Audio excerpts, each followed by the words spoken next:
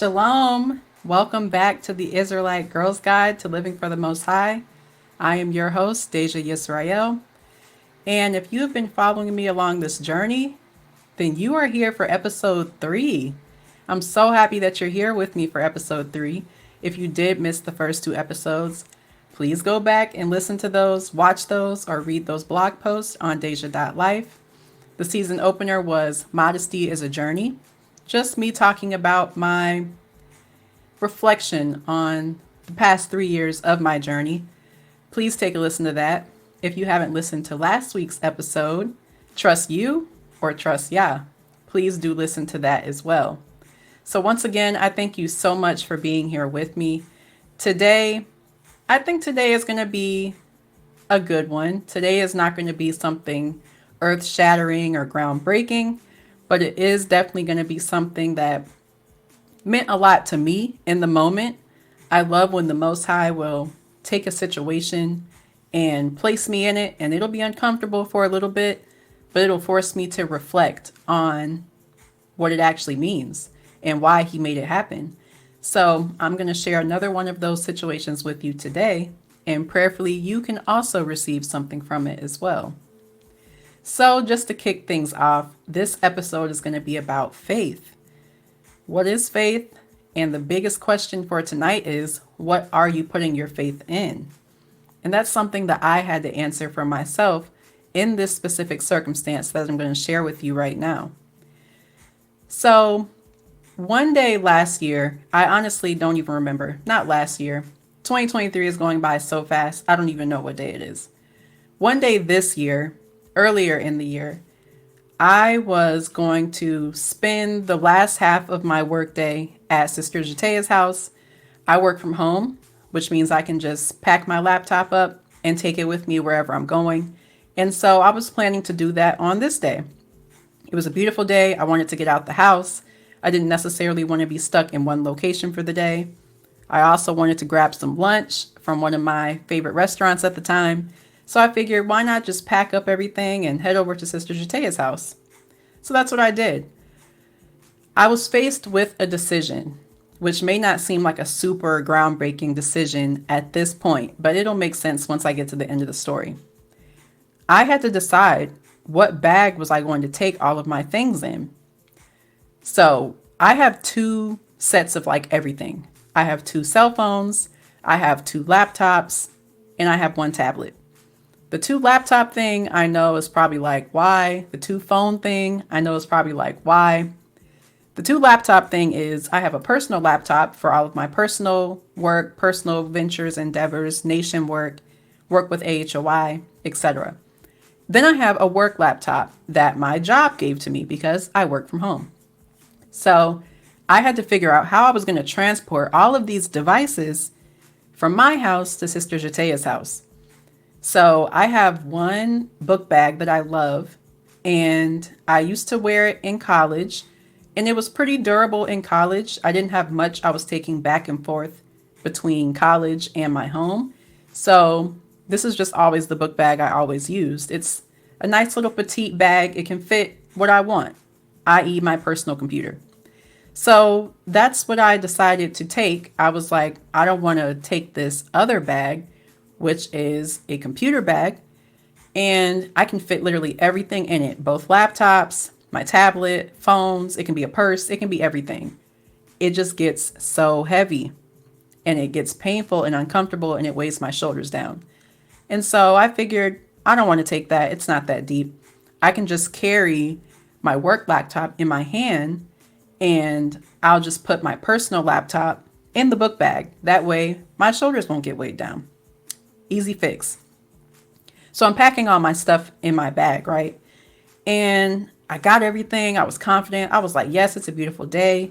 I already placed my food order. I'm about to go pick up my food and head to Sister Jatea's house, and I'll log back on and continue the rest of my workday.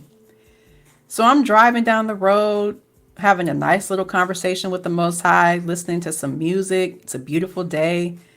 Get to Sister Jatea's house once I picked up my food, and I start setting everything up for where I was going to finish out the rest of my workday. And it hit me. I didn't have my work computer. Mind you, I live 25 minutes away from Sister Jatea. I've already blown through the whole lunch break, going to stop to get food, driving to Sister Jatea's house. Like the lunch break is over, it's gone. And I realize I don't have my work computer.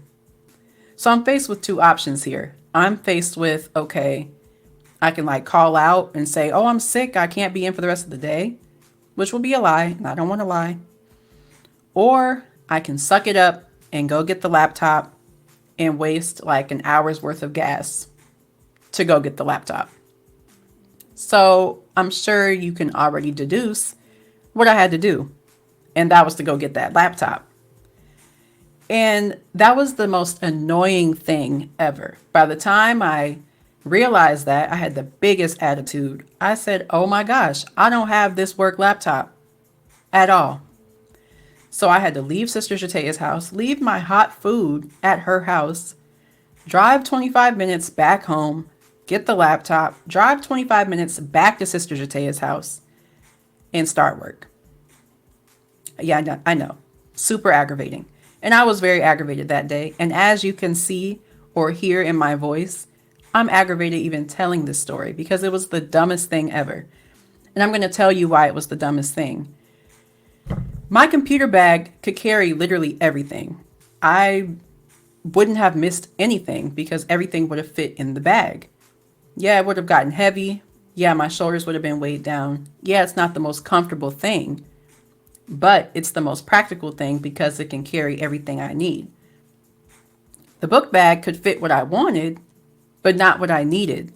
And in that point, it didn't matter what it could fit or not fit because I didn't have what was the priority at that point. And so that situation just showed me that there are consequences to choosing what you want versus what you need. And what you put your faith in is really going to be the test of time when everything comes down to the wire.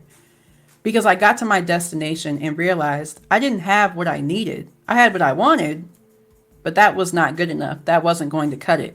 I didn't have what I needed to actually complete the task at hand, to actually complete what was required of me for the day. I didn't have it. And so the question is, are temporary conveniences for your wants worth sacrificing your needs? Is it really worth that? Is what you want worth sacrificing what you need? And I know someone may be listening or watching this and thinking, oh, you're thinking too deeply about this. That situation was you just forgot your laptop. Big whoop. But to me, it really showed me that faith requires us to be uncomfortable at times.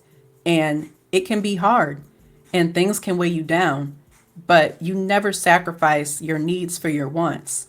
That is a quick way to end up in a terrible situation that you're going to have to answer to one day. Now, granted, I didn't have to answer to anyone because my job is a little flexible. No one was going to trip if I wasn't online exactly after an hour. No one does that. But with the Most High, when he's expecting something of you, he's not going to wait around for your excuse of, oh, but I wanted this, Father. And so, this is why blah, blah, blah. He's going to look at you like, no, you knew what the right thing and the wise thing was to do, and you chose not to because you wanted comforts. So now you get to be inconvenienced. And that's pretty much what happened to me. If that is what you're willing to sacrifice, you're always going to come up short in the end. And is it worth it? It wasn't worth it for me. I came back. I was 30 minutes late from lunch break. My food was cold. And I had a huge attitude. And all of that could have been prevented if I had just put my faith in something that would have carried what I needed instead of what I wanted. And honestly, at the end of the day, I don't even think I ended up using my personal laptop after all that planning to accommodate for the things I wanted. It didn't even matter because at the end of the day, I still had to go back and get what was necessary for me in that time. So that's what I wanted to share with you. Don't sacrifice your wants for your needs. It's not worth it. And the Most High is going to accommodate for you when you do the things he asks you to do, when you do the righteous things, when you do the things that he's expecting you to do. You don't need to try and finesse a better alternative for yourself. It's never going to turn out the way you want. And you are going to come up short in the end. And that's the lesson I learned that day. I'm so happy that I learned it because now I'm able to remember that and plan accordingly and do better. Not just with the book bag and computer bag thing, but just in life in general. I know that when I put all of my faith in the Most High, I'm never going to come up short. I'm never going to be inconvenienced from putting my faith in the Most High. It may be hard at times. It may be uncomfortable. Things may get heavy. He never said it wasn't going to get heavy and hard. But he did say that he would never drop you and he would be there to pick you up if you were to fall. And that is the message I wanted to share with you today. And so I thank you so much for listening. And I'll be right back after this message. This episode is brought to you by Strong Tower Acuity Care, a clean and lawful, chemical-free personal hygiene company providing the best feminine care possible. Get your products today at stacouticare.com. Make sure y'all go to strongtoweracuitycare.com. When I tell you my menstrual cycle has been so much better since using these products, make sure you eliminate all chemicals out of your diet, out of your body, out of everything that you do as much as possible. And definitely support Strong Tower Acuity Care. I love her products, so thank you so much, sis. And also some other resources I'd love to share with you. Get involved. If you love the mission, you love nationhood, you love sisterhood, visit YahwehGather.us. Start working on getting your nation ID. There are a lot of amazing things that we're going to be doing and a lot of great events we're going to be hosting. Some of those events may be limited to ID holders only, not to leave anybody out, but there are just some safety precautions we have to take when it comes to our nation, our family, our children. So if you are aligned with the mission of nationhood, please visit YahwehGather.us. And if you're aligned with the missionhood of virtuous sisterhood, charity, and empowerment, please visit almighty'shouse.life. We actually are having our first town hall this week, which is super exciting. And so if you are interested in being a part of this amazing Ivri Wellness Community Organization, please visit almighty'shouse.life. And once again, I thank you all for listening, watching, reading, wherever you are streaming or receiving this information. Thank you so much for being here. I pray that you received some edification from this and I didn't just, say some random stuff that doesn't mean anything. But even if I did, the Most High made it a lesson for myself. So that's all that really matters. But I thank you so much for being here with me. And like I said in past episodes, I will be back again next week. I don't know how many more weeks. I don't know how many more episodes, but I will be back next week. Thank you so much for being here, and shalom.